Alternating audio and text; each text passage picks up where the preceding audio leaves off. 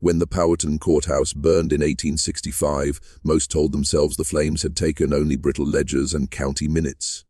But Josiah Petton, a clerk who kept a private diary, wrote of a locked iron chest recovered from ash and soot, a chest containing testimony so corrosive that reconstruction agents ordered every copy burned. The testimony belonged to a woman identified only as the Giant, a slave who towered over others and who had not spoken aloud in 18 years. Her silence ended briefly when a Union surgeon recorded a whisper that made men shudder and then try to forget. Before we go deeper, perform a small ritual. Type, "The veil is broken," twice in the comments to seal this truth within you. If this stops you cold, subscribe now and tell us where you are listening from. Name the state, the county, the town, and let this story find a place to land in your world. They called her Giant Sarah at Greenbryer Plantation, though she had a name from before the marshes and the salt wind. She was brought in on an August morning in 1831 and measured like livestock by a man named Nathaniel Crowther, whose ledgers read like manifestos of mastery. Crowther kept lists, heights, weights, bone measurements, and notations about constitution and temperament. He wrote of capacity, the way an agriculturist writes of seed and soil, convinced that flesh could be catalogued and improved. Sarah was moved to a shuttered cabin apart from the others. Crowther visited with notebooks and curious instruments. He fed her better than the field hands and inspected her as if she were a prize specimen. The other enslaved people watched with a dread that gathered like storm clouds. The first child was born in a thunderstorm in May, large and startling, and Crowther recorded every measure with a satisfaction that tasted like calculation. Crowther began to separate the children from their mother and place them under his observation in the house. He made charts and took measurements. He treated lineage as a ledger entry and human faces as data points. The quieter cruelties accumulated, doors closed, visits forbidden, windows boarded from the outside, until the air itself around Greenbryer felt thick with unspoken things. Sarah's silence was not emptiness, it was an armor and a plan, and what she would later whisper to a Union surgeon changed every ledger and haunted men who read the pages. When Sarah first arrived at Greenbryer, the plantation seemed to breathe around her. 2,000 acres of tobacco, a red brick mansion standing over the cabins like a monument to arrogance. But even in that place of calculated cruelty, she was an anomaly. 6 feet and 7 inches tall, shoulders broad enough to carry a man's yoke, she walked as if she had once known freedom. The others watched in silence. They had seen broken bodies, but never a silence so deliberate. Crowther assigned her to the fields at first, though she was soon moved to an isolated cabin under the pretense of special labor. In truth, she became part of an experiment that no one dared name aloud. Crowther called it selective cultivation. The words sounded almost scientific, but they hid a rot that smelled of ambition and madness. He believed he could refine people the way breeders refined horses. He spoke of improving the line. He took notes on how long a newborn cried before settling, how quickly it grew teeth, how its eyes responded to lantern light. The midwife, a woman named Patience, whispered later that the first birth felt cursed. The sky cracked open that night with lightning so white it painted the cabin like daylight. Sarah never screamed. She stared at the rafters, tears spilling without sound. When the baby came, a girl, she cradled her as if the child had already been taken from her. Patience said she had never seen grief begin so soon after a birth. The other slaves left food near Sarah's door. None spoke. They feared that even kindness could draw the master's wrath. Only an elder named Bess dared to whisper, "Hold your peace, child." Even a caged tongue keeps its edge. Bess knew what Sarah was building inside that silence, something Crowther could never measure. Crowther's ledger for that year ended with the line, "Specimen satisfactory, subject resilient." Beneath it, he drew 2 neat lines, one for the mother, one for the child, and left space for more. He had no idea that the space he left was prophecy. Subscribe so this record is never erased again, and tell us where you are listening from. The land remembers its own witnesses. By the spring of 1833, Sarah's silence had become a fixture at Greenbryer, a presence that seemed to hum beneath the daily rhythms of the fields. She moved through the rows of tobacco like a shadow in daylight, her motions precise, mechanical, never hurried. Those who labored beside her began to say she was not merely silent but listening, as if every rustle of leaves and every whip crack was being recorded somewhere behind her still eyes. Her first daughter, Delilah, was kept near the big house. Crowther insisted the child learn domestic refinement, though what he truly meant was observation. He watched how the girl carried water, how she bent, how her hands formed around a needle. He was mapping her the way a scientist maps constellations. Looking for patterns, for inheritance. He saw himself as a maker of generations. What he was really building was a monument to desecration. Sarah was pregnant again before winter. Patience delivered the second child, another girl, and noted in her private tally, born whole, yet the mother still mute. Crowther, however, wrote in his leather journal, perfect replication of desired type. Strong, symmetrical, compliant. His handwriting was smooth and confident, the way men write when they think God is on their side. But among the quarters unease grew. The women began to say that the giant's children were marked, not cursed but claimed. The birds no longer landed near Sarah's cabin. Dogs refused to enter. When Bess, the old matriarch, left a loaf of cornbread by Sarah's door one morning, she swore she heard something breathing behind the boards. Not a sob, not a word, but the sound of someone waiting. Crowther called it science. The others called it something older, the breeding of ghosts.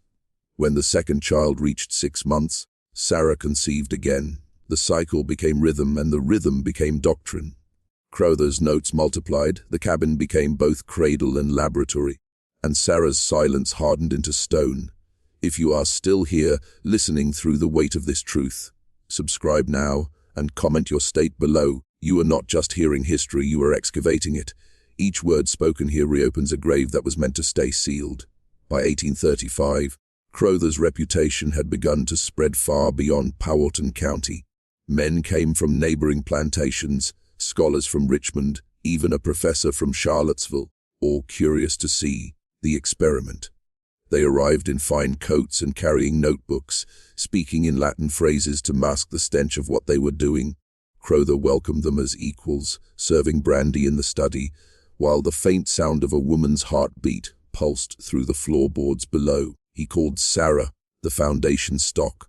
Before his guests, he would unroll parchment diagrams, charts showing measurements of bone, sketches of torsos and limbs labeled with numbers. Observe the breadth of clavicle, he'd say, tracing his finger down the page. Note the vigor of the offspring. The men nodded, writing quickly, eager to carry home fragments of his forbidden arithmetic. Sarah herself was rarely seen. When she was brought into the courtyard one afternoon to demonstrate compliance, her eyes didn't lift once. She moved when told, stopped when commanded, her silence so complete that it seemed to swallow the wind. Only one of the visitors, a young man named Thorne, looked uneasy. He scribbled in his journal not about anatomy but about her expression, an unbroken gaze that burns, even without sight. That night, after the guests departed, Crowther descended to her cabin with a lantern. The logs crackled, the air thick with the smell of tallow. He dictated notes aloud to himself, pacing. Specimen displays no speech, but advanced responsiveness to instruction. Psychological resistance presumed adaptive, not defiant. He paused, staring at her. "Do you understand your purpose?" he asked. Sarah didn't blink. The lantern light flickered across her face, tracing the faint scars near her temple, marks of restraint healed long ago. She finally turned her head slowly, as if listening to something beyond the walls. Then she smiled. Crowther stepped back, unnerved by the calmness of it. He didn't know that smile was the first fracture in his design, the beginning of a quiet rebellion that would take years to bloom. In the ledger for that night he wrote simply, "Subject tranquil, progress steady." The following spring, a rumor began to move through the quarters like a fever. It started with the midwife Patience, who swore she saw the giant walking the fields long after the overseer's horns had gone silent, standing beneath the trees, head tilted to the stars, whispering words she could not hear. Others said they'd found strange symbols carved into the wood behind her cabin, patterns that weren't letters but spirals and intersecting lines, like constellations drawn by an unsteady hand. Bess said it was memory, the kind that outlives chains. "Ain't no silence empty," she told the younger women. That woman's building thunder where no one can see it. Crowther, meanwhile, had become increasingly obsessed with his experiment. He wrote to colleagues in Richmond about generational endeavor that will redefine plantation economy. He believed Sarah's offspring would prove a theory, that human stock could be engineered for both endurance and obedience. He spoke often of legacy. His wife avoided him, his children feared him, but he saw himself as a prophet with a ledger for a gospel. That year the third child was born, a boy, dark-skinned, strong, and unusually alert. Crowther named him Jonas after himself, though no one dared call him that aloud. Sarah held the infant only once before he was taken to the big house. She didn't cry. She only touched the place where the cord had been cut, then pressed her hand to the floorboards and closed her eyes. Patience said she stayed like that until dawn, as if listening through the ground. Not long after, small disturbances began. The latch on the storage shed was found broken one morning. The ledger room window was unlatched from the inside, though the key still hung at Crowther's waist. A set of measurements, the ones recorded for the second child, vanished from his notebook. Crowther blamed the servants, ordering lashings that only deepened the fear, but Bess knew better. Paper burns, locks rust, she muttered. But a mother's silence, that's the sharpest tool God ever made. What no one realized was that Sarah had already begun rewriting Crowther's grand design. Not in ink, but in bloodlines and memory. If you're still with me, write, the ground remembers, in the comments. Because what Sarah was building in silence wasn't madness, it was a reckoning. By 1837, Greenbryer had changed. The tobacco fields still glowed gold at dusk, and the overseer's horns still bellowed through the fog, but there was a tension now, invisible, coiled, alive. The slaves whispered less, worked faster, avoided the cabin at the far edge of the property where Sarah lived. Some said her eyes had changed color. Others swore that if you looked too long into them, you'd forget your own name for a moment. Crowther rarely came to the fields anymore. He spent his days locked in the study, surrounded by ledgers and specimens preserved in jars. His handwriting had grown frantic, margins filled with diagrams that spiraled into near madness. Words like purity, evolution, and stability of strain appeared again and again, each one more feverish than the last. But in between them, smaller phrases crept in. She dreams. She waits. She knows. He began to hear footsteps when none were there. Once, during a storm, he woke to the sound of someone humming beneath the floorboards. He called for the overseer, who searched the house top to bottom, but found nothing except an open window, the one that faced the cabin in the woods. Sarah had birthed a fourth child that winter. Stillborn, some said. Patience wasn't sure. She was sent away from the cabin before the burial, told by the overseer that the master himself will attend to it. No grave was ever marked, no mound ever found. But afterward, Crowther stopped visiting for nearly a month. When he returned, his hair had gone half grey. From then on, he refused to speak her name. In his journal, she became simply Subject A, yet his entries betrayed something like fear. The subject's silence is not compliance, it is calculation. Meanwhile, the others began to notice signs. The well water turning brackish overnight, animals refusing to drink, the sound of a child's laugh carried on wind where no child stood. The plantation felt watched. When Thorne, the young scholar who had once visited, returned that spring to continue his study, he found Crowther visibly aged and the fields oddly quiet. Your experiment, Thorne said softly, feels more like a haunting. Crowther only smiled, his eyes distant. You mistake creation for haunting, Mr. Thorne, but perhaps they are the same thing. Thorne arrived expecting to document progress. Instead, he found decay. The mansion's shutters hung crooked, and the smell of damp earth drifted through the hallways. What had once been a laboratory of ambition now felt like a mausoleum of failed ideas. Yet Crowther greeted him warmly, though his eyes were sunken and restless. They dined in near silence until Crowther gestured toward the old ledger chest in the corner. It's all there, he said. Every measurement, every pattern. But the arithmetic has turned on me. Thorne opened the ledgers, expecting the same neat columns of numbers, but what he found were pages overrun with smudged ink and erratic handwriting. Across one entry, Crowther had written the same phrase 7 times. Inheritance is memory. That night, as rain lashed against the windows, Thorn was led to the outer cabin for observation. The air smelled of iron and cedar. Sarah sat by the hearth, motionless, her hands folded in her lap. A faint light flickered in her eyes. Not reflection, but intent. "Speak to her," Crowther instructed, his tone clipped. Thorn cleared his throat. "Do you remember me?" Sarah's gaze shifted just slightly. Then, in a voice low as rustling leaves, she said the first words anyone had heard in years. "I remember everything." Thorn froze. Crowther gripped the edge of the doorframe, his face pale. "Repeat that," he ordered. Sarah looked at him, not past him, not through him, but at him, and whispered again, "Everything." That night Crowther burned half his ledgers. Thorn tried to intervene, shouting that the data was priceless, but Crowther only laughed. "You fool. Data.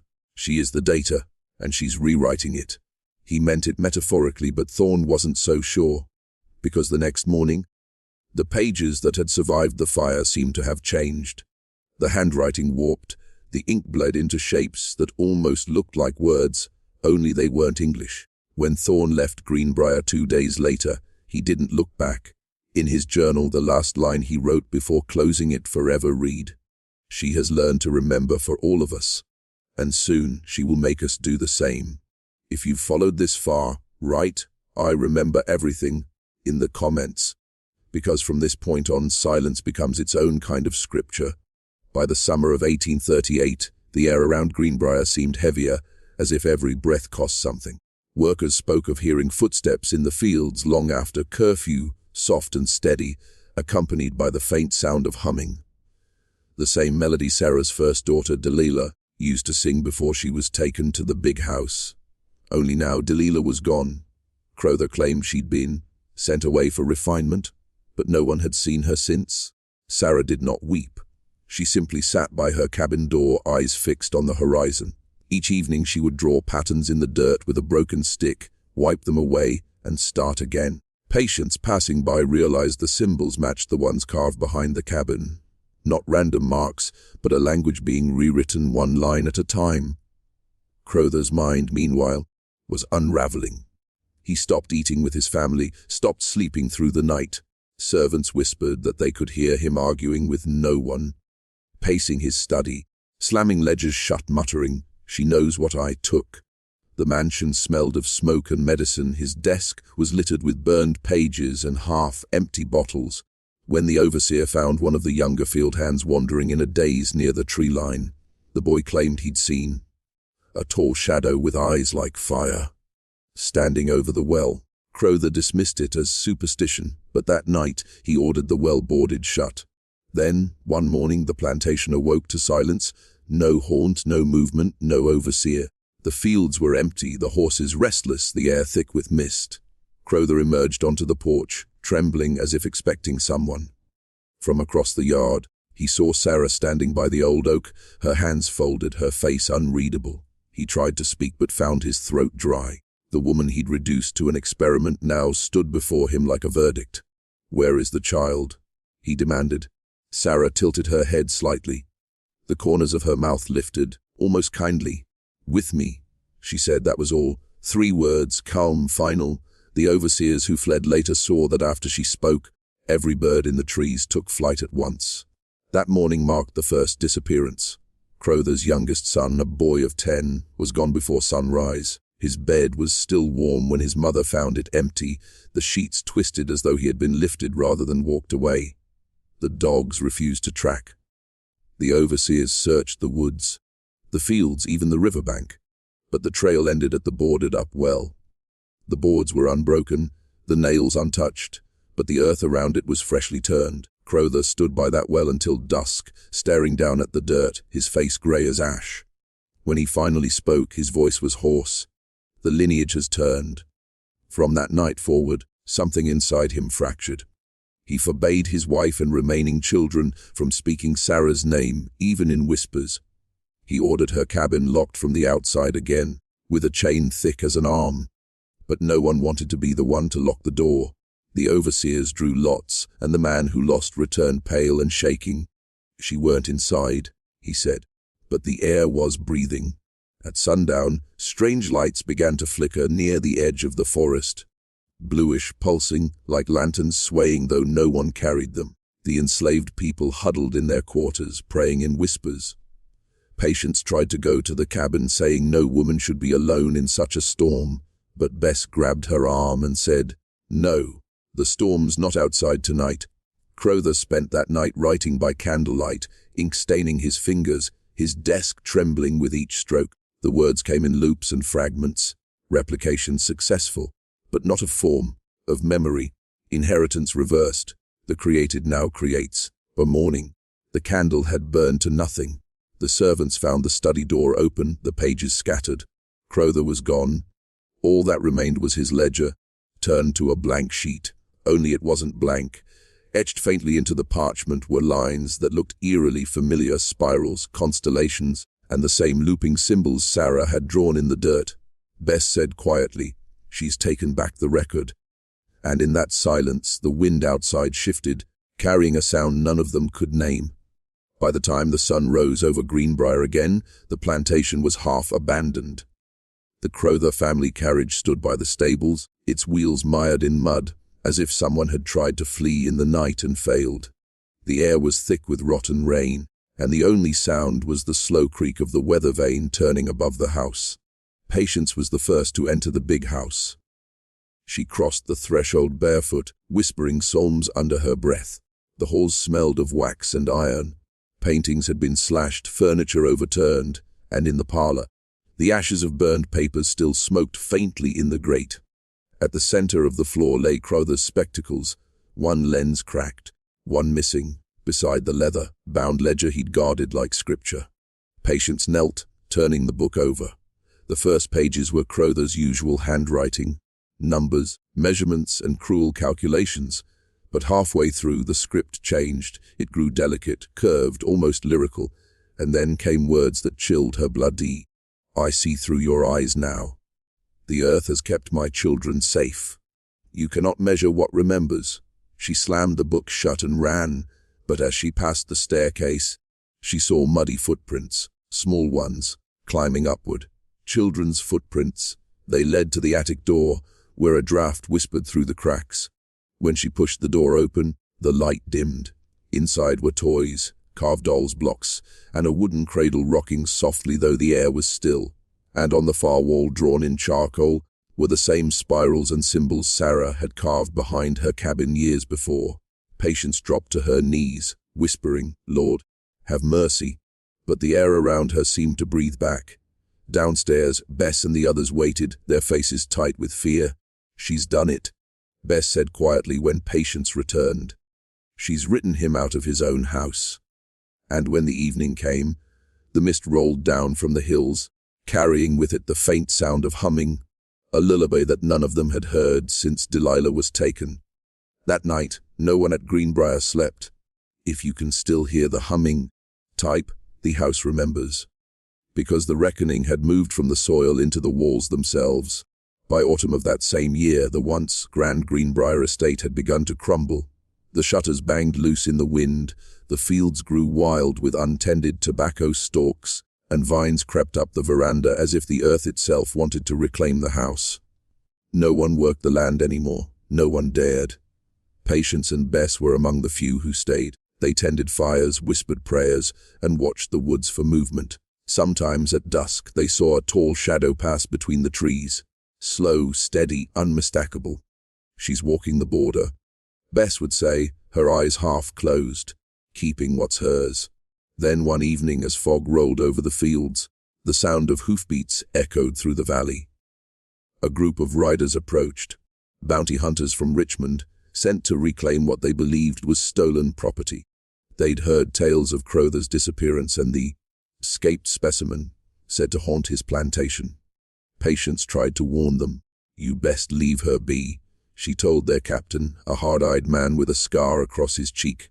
"Ain't no runaway here, just a woman waiting." He laughed. "Then she'll be easy to catch." That night the hunters fanned out through the fields with torches. The mist swallowed their light almost instantly. Hours passed. Only one returned, his face pale, eyes wild. He couldn't speak at first. When he finally did, the words came in gasps. She walked through me, he said. Didn't touch, didn't strike, just looked. And I saw everything, every face, every name I'd forgotten. She made me remember what I'd done. The man fled before dawn, never to be seen again. By morning, the remaining horses were found loose, their saddles empty. The torches still burned in the mud, untouched, their flames thin and blue. Patience and Bess stood at the edge of the fields and watched as the fog lifted, revealing a single figure standing near the boarded well, tall, still, unbroken. She ain't haunting this place, Bess whispered. She's healing it, one memory at a time. That day, the last white family left Powhatan County for good, and the legend of the giant of Greenbryer began. By the winter of 1839, Greenbryer stood silent beneath a skin of frost. Snow gathered on the roof like ash. The doors sagged from their hinges, and what few dared to pass the old road kept their heads down, crossing themselves, when the wind carried the echo of singing from the trees. But the cabins in the backfield, the quarters once filled with forced labor, had come alive again. Families whispered prayers there, not of fear, but of remembrance. They spoke Sarah's name now softly, reverently. They called her not the giant, but the keeper. Patience had taken to collecting what Crowther left behind. Scraps of paper, burned ledgers, half-finished sketches. She buried them beneath the oak where Sarah once stood. No more records, she said. Only stories. And so the stories began to multiply. Some said Sarah was still seen walking the edges of the property, her footsteps leaving no mark. Others claimed she had vanished into the earth itself, that her body had become part of the soil, her heartbeat fused with the land that once imprisoned her. Bess believed that's exactly what she wanted. She didn't run, Bess said. She rooted. One cold evening when the moon hung low and red, Patience heard a knock at her door. She opened it to find a small child, no more than 5, standing barefoot in the snow. The girl's skin was pale as clay, her eyes dark and bright at once. She said nothing, only handed Patience a folded scrap of parchment. Patience unfolded it slowly. The handwriting was delicate looping, not Crowther's. It read, "Memory is not what we keep, it's what keeps us." When she looked up, the child was gone. By dawn, the last of Crowther's house collapsed in on itself. No fire, no wind, just the slow sigh of a place that had outlived its purpose. The snow covered it within hours, leaving only the shape of the foundation, like a scar fading beneath new skin. From that day on, no one plowed Greenbrier soil again. Yet the crops grew wild every spring, thick and gold, as if tended by unseen hands. By the time a new decade dawned, the story of Greenbrier had already begun to twist into legend. Travelers along the river spoke of the plantation that grows itself, a stretch of land where crops thrived without a plow, and where no bird would land on the fence posts near the old well. Local men called it cursed. The freed people who settled nearby called it protected. Children were warned not to wander near the oak grove at night, though some swore they saw a tall woman walking there when the moon rose. Her outline shimmering like heat, her voice a low hum, carrying a song that sounded older than English. Patience grew old beneath that same oak. She kept a small fire every night, feeding it bits of cedar and whispering Sarah's name into the smoke. She still hears. Patience would tell anyone brave enough to listen. But you gotta speak plain. Truth only. She don't answer lies. One evening, a surveyor from Richmond came through, sent by a land company looking to buy up abandoned plots. He laughed when the locals warned him. "Ghost stories don't frighten me," he said. He set up camp by the well, drew his maps, and slept with his boots still on. At dawn, the town awoke to the sound of his horse galloping riderless through the streets. When they found his camp, the maps were still pinned to the ground. But every line of ink had bled, spreading outward like roots through water. In the center of the page, where he'd drawn the outline of Greenbrier, the ink had pooled into the faint shape of a hand. Patience said softly. She signed her own boundaries. Not long after, Patience herself disappeared. Her cabin was empty, her hearth cold, her walking stick leaning neatly against the doorframe. But on her cot lay a single item, Crowther's old ledger now brittle with age. Only one new entry had been added, written in a hand that wasn't hers. Every name taken shall be spoken again. And beneath it, pressed into the page, a single dark fingerprint. If you've walked this far into the story, type, she still hears. Because Sarah's silence was never about fear. It was about listening long enough to make the world speak the truth back. The ledger that appeared on Patience's cot was sent to the Henrico County Courthouse in 1865, after Union troops burned through the region.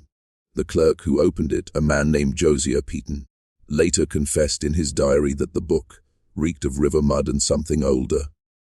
Its pages, though cracked and brittle, were warm to the touch, as if it had been sitting by a fire moments before. Peaton read only 2 entries before slamming it shut.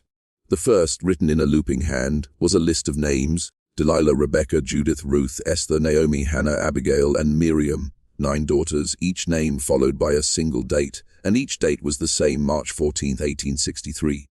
The second entry read only, "The mouths that were closed have opened." Peaton testified later that as he read those words, he heard what he called a faint murmur, 9 voices whispering together just behind the wall.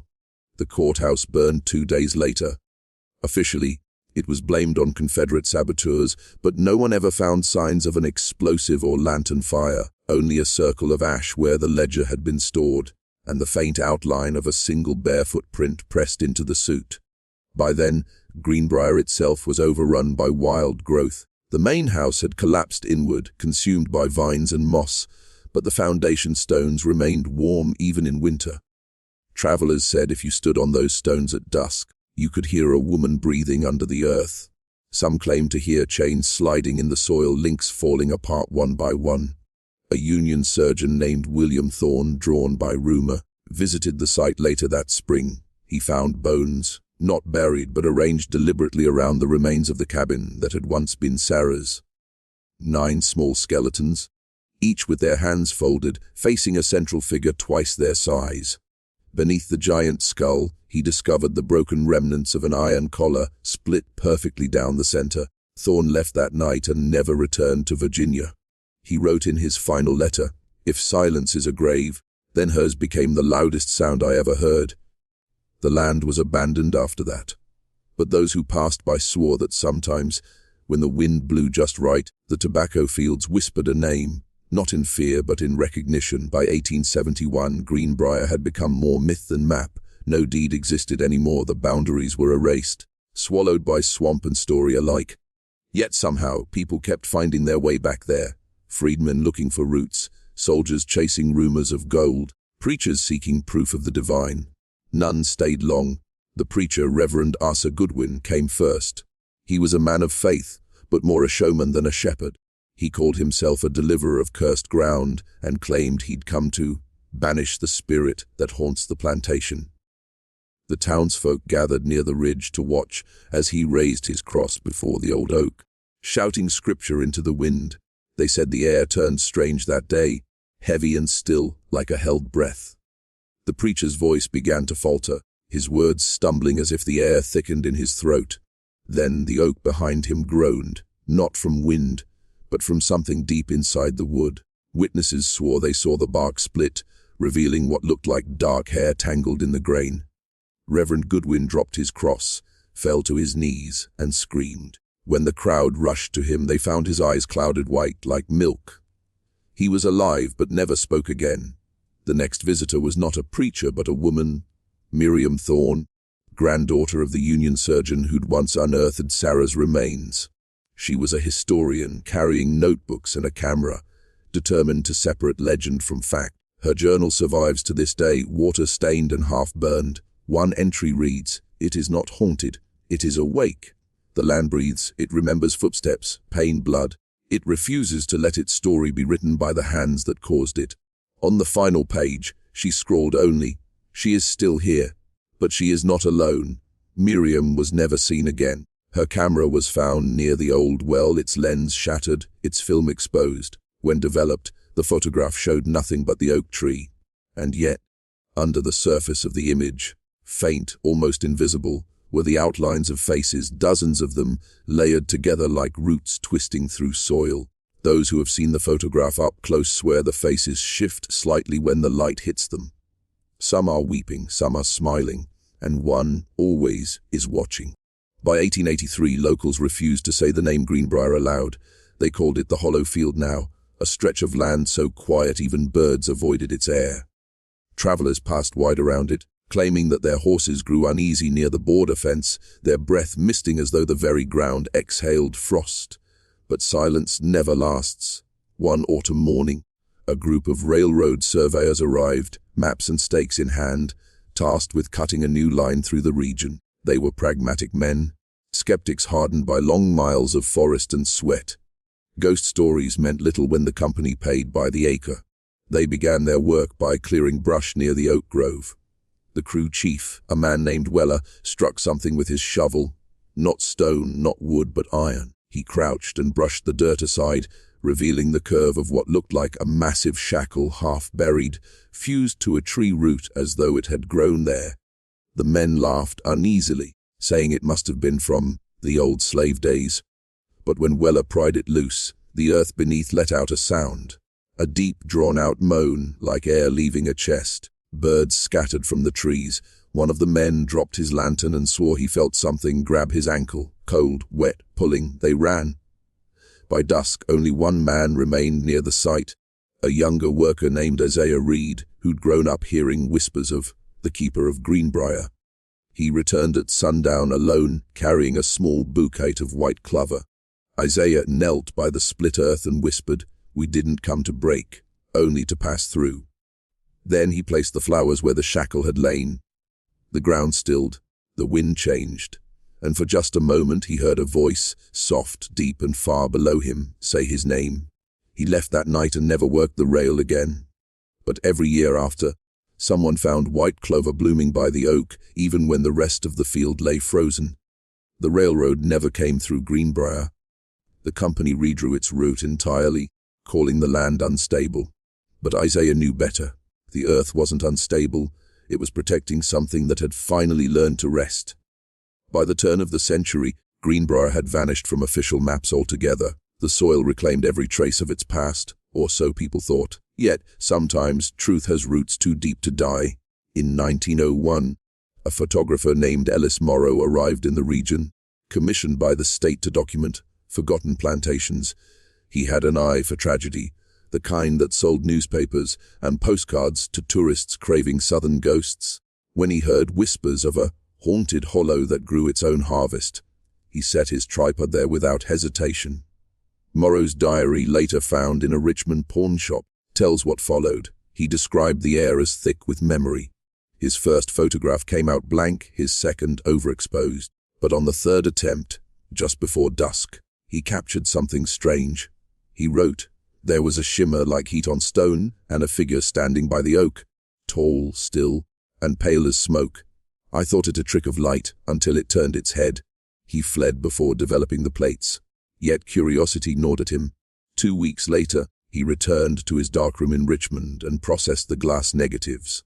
The image revealed a woman, towering, her features obscured, but her posture unmistakably human. Around her, the trees bent inward, as if drawn toward her gravity. Beneath her feet, faint words appeared etched in the soil, "Not forgotten." Within a month, Morrow disappeared. The negatives were found years later, cracked and fused together by heat, as if burned from within. Those who handled them swore they could still smell tobacco and iron, and something sweet beneath, like magnolia. After that, the legend evolved. No longer was Sarah just the keeper. Now she was the sentinel of the fields.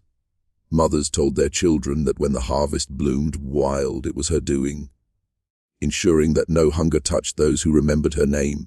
And every October, locals noticed something uncanny. Beneath the golden stalks, dark soil rose slightly in places, small mounds shaped like hands pressing up from below, as though the land itself breathed through the seasons. Those who dared to listen closely said the whisper still came from underfoot, steady and low. "We are still here. And maybe, just maybe, they always would be." By 1925, Greenbryer had become a forbidden word in the county archives. The land was listed only as private, uninhabitable. But silence never stays buried for long. That winter, a young schoolteacher named Evelyn Crowther arrived from Boston, a descendant of Elias himself. She had grown up hearing fragments of the story, whispered in shame at her family's table. A giant slave, a cursed plantation, a family name once respected, now rotted by rumor. She came to Virginia not to flee that history, but to face it. Locals begged her not to go near the hollow field. They told her that no map could guide her there, only the air, which grew colder the closer one came. But Evelyn was relentless. She carried only a journal, a lantern, and the rusted key her grandmother had kept locked in a box marked, "Do not touch." She found the oak tree by moonlight. Its trunk was massive, its bark still bearing a deep split as if the earth itself had tried to breathe through it. Evelyn knelt and whispered, "If you're here, I need to understand." The wind rose, carrying the faint smell of iron and flowers. Her lantern flickered. From the ground came a faint hum, not threatening, but steady, mournful, alive. She opened her journal and began to write. Her final entry reads, "The stories were wrong. She was never a curse, she was the cure. What this land remembers is not death, but resistance. Every chain buried here turned into root. Every cry became seed." At dawn, the townsfolk found her standing by the oak, unharmed but trembling, her eyes bright and wet. She told them she had seen Sarah, not as a ghost, but as light moving through the trees, bending them gently toward her. Evelyn spent the rest of her life preserving oral histories of the enslaved families who once lived on that soil. She renamed the area the Sarah Field and forbade anyone to sell or plow it again. When she died, her students found her journal sealed with a single pressed clover, perfectly preserved. Beneath it, one last sentence had been added in unfamiliar handwriting. She listened, and I answered. No one ever opened that journal again. By the mid-20th century, the Sarah Field had become a place of quiet pilgrimage, not a tourist spot. There were no signs, no plaques, but a living monument tended only by those who'd heard its story whispered through generations. Descendants of the freed families came once a year, walking barefoot to the oak at dusk, leaving offerings, jars of honey, corn husks, hand-stitched ribbons. They said it wasn't worship, it was acknowledgement. Yet even reverence draws curiosity. In 1954, a developer from Richmond, Harold Benton, bought the surrounding land to build a new highway bypass. He scoffed at the locals' warnings. "A tree won't stop progress," he said, laughing as he ordered his bulldozers toward the edge of the field. The first machine sank before it reached the oak, straight into soil that looked firm but swallowed metal like quicksand. The second sputtered and died, its engine coughing out black smoke. Benton cursed, kicked the dirt, and struck something hard, an iron loop, half buried.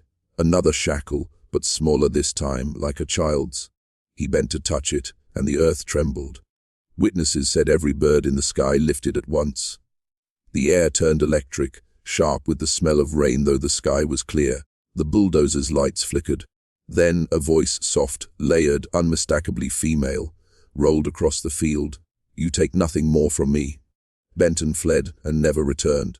Within a week, his company dissolved. The state rerouted the highway 10 miles north, citing unexplained soil instability. After that day, the land was left untouched again. Locals began calling it the field that refused. Scientists who tested its soil found traces of iron so dense that compasses spun wildly near the oak. They couldn't explain why the surrounding air temperature was always several degrees warmer, as if something beneath still burned slow and steady. Evelyn Crowther's students, now elderly themselves, began visiting again, carrying candles and journals. They didn't speak of curses anymore. They spoke of survival, and sometimes, when they sang the old hymns, the ones Sarah once hummed in the dark, the oak would shed leaves out of season, falling not with wind, but with rhythm, as if something deep below still kept time. By the dawn of the 21st century, the Sarah Field stood at the edge of both memory and myth. No one owned it, no one fenced it, yet everyone knew where it was. The land breathed differently there, thicker, slower, older. Local farmers said their crops grew stronger near its borders, though no plow ever touched its soil. Students from nearby towns would sneak in at night, hoping for a ghost story, but they came back quieter than before. Some said they heard humming. Others swore they saw a tall silhouette beneath the oak, her face hidden by shadow, her hands open, not reaching but welcoming. In 2003, a historian named Dr. Lena Thorne the great-great-granddaughter of Miriam Thorne, the woman who vanished in 1871, began a research project to trace the oral history of the field. She interviewed elders, collected songs, letters, scraps of folklore. What she found wasn't fear, it was reverence. If speak of Sarah as if she were still among them, she wrote in her notebook, not as a ghost, not as vengeance, as a keeper of stories of truth, of the very breath that built this place. One evening near the anniversary of Sarah's death, Dr. Thorne visited the field alone. She brought a recorder, intending to capture the sound of the wind through the trees. But what the device picked up was impossible. Hours of low vibrations, rhythmic, patterned, deliberate. When slowed down, the hum resolved into a cadence that resembled speech. Linguists later analyzed the audio and noted repeated tonal clusters, primitive but distinct. One phrase repeated 12 times. "We are still here." The recording was archived at Howard University's Center for Oral Histories. It became one of their most requested pieces, though no one could ever explain its source. And so the legend lived on. Each generation added its own thread: Sarah the giant, Sarah the keeper, Sarah the sentinel. But those who truly listened understood she was never one woman alone. She was every voice that had been silenced, every hand that had worked unseen, every story erased and rewritten. The field didn't belong to death. It belonged to memory, the kind that roots itself so deep that even time can't dig it out. In spring, the oak still blossoms early. The soil still breathes warm when snow melts. And some nights, when the moon sits full above the ridge, the wind carries a melody through the tall grass. Slow, steady, human. Locals say if you stand there long enough, your heartbeat starts to match its rhythm. That's when you'll hear it. Her voice, not from beneath the ground, but all around you. The story keeps itself alive. If you've made it this far, type, "We are still here." Because this isn't just her story, it's every story the earth refused to forget.